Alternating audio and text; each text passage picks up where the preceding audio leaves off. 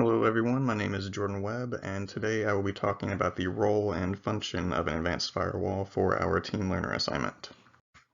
So to briefly go over our agenda of topics, I will go over what a firewall does, how they work, I will go over some of the different types of firewalls, why we need them, some of the differences between hardware and software firewalls, and some of the benefits that you may get with using firewall security. So to begin, what does a firewall do? Well, you can think of a firewall basically as a security guard for your network and its connected devices.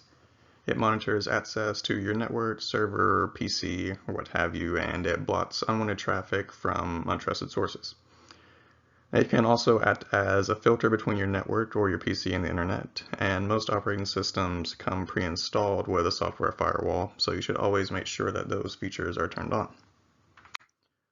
So how does a firewall work? Well, they usually work by analyzing network traffic based on rules that have been configured by the administrator, and they will only accept connections that they've been told to accept. They do this by inspecting data packets that they receive over the network. So there are several different types of firewalls. I've chosen three, just to some of the most basic ones to explain today. So a packet filtering firewall blocks network traffic based on IP addresses and port numbers. It's the most basic form of protection, and it's usually meant for smaller networks. And one thing to note is that these firewalls do not block most web-based attacks, so beware of that.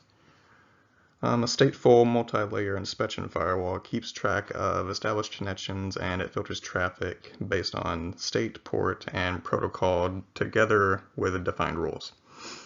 This also involves using data from previous connections and current packets from that same connection.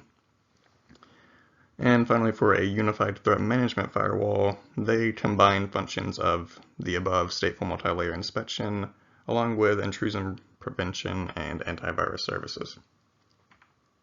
So why do we need firewalls? Well, even if you practice safe habits like not clicking unknown links or attachments that you might get in emails, or maybe you have strong and unique passwords, these still aren't really the only requirements to keep you so-called safe enough, I'll say loosely, when you're accessing the internet. It's also important still to have a firewall so that you can help protect your network and the information that you have stored locally on your computer. Without using a firewall, you leave yourself open to several vulnerabilities. Three of those I've chosen to cover are open access, lost or compromised data, and network crashes. So if you don't have a firewall in place, you are essentially accepting every connection from anything in the world that wants to get into your network. And you would also have no way of detecting threats as they present themselves, but typically we don't really notice them anyway, but that's just because the firewall is doing its job and keeping you safe. Also, not using a firewall leaves your devices exposed, which allows attackers to gain control over them and possibly even your whole network, also resulting in possibly lost or compromised data. And finally, without a firewall, you run the risk of attackers shutting down your network, and this could be an inconvenience perhaps if you're watching a movie on Netflix, or it could even have more harmful effects, like if you're taking a timed test and you lose your connection, then you get a bad grade. And also recovering the damage could also cost you a great deal of money. So hardware versus software firewalls. At a high level, hardware firewalls are physical devices, and software firewalls are just applications operating on the device that you're using, just as the names imply.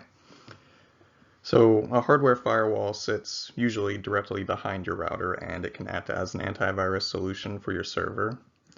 They can be configured to analyze incoming traffic and filter out specific threats as they are seen.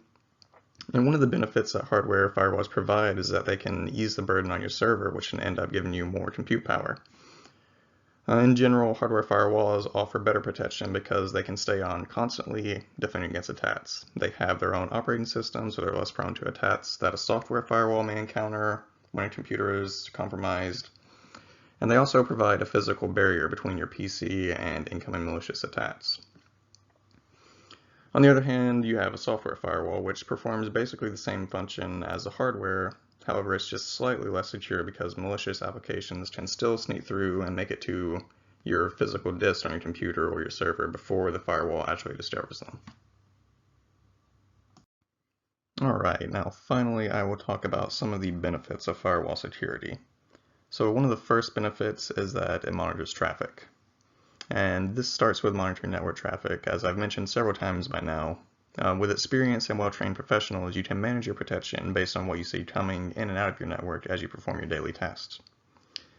Firewalls can also help to stop virus attacks, perhaps the most notable of the firewall capabilities.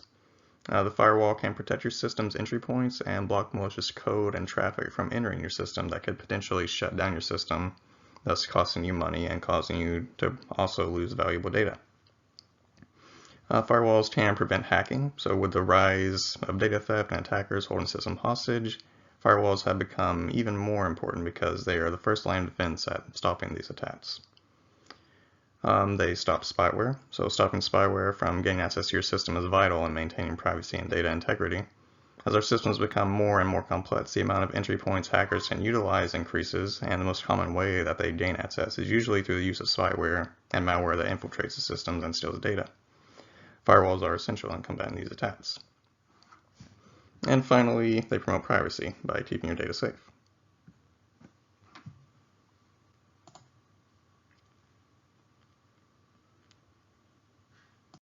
So to conclude my talk on firewalls, some of the key points that you can take away from this are that firewalls essentially act as gatekeepers. They analyze network traffic, so blocking data packets from sources that you've defined you don't want them from, or just identifying sources that you only want to accept data from. They can help to stop virus attacks, and they help to promote privacy. Here are my sources for this assignment, and thank you for listening.